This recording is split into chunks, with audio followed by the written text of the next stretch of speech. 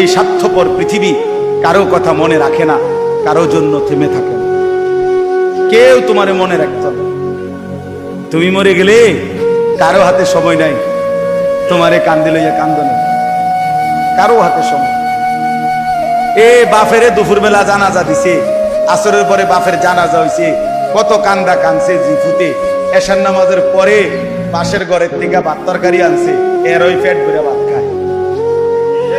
এরা দেখলাম দুপুরে কান্দে অন ভাত খায়, আরো গোস্ত লয়, আরো পারমির মুরগা লয়, তেলাপিয়া মাছ লয়, ডাল লয়। কি আপনারা দেখলাম বিকালে কি কান্দাটা কানলেন,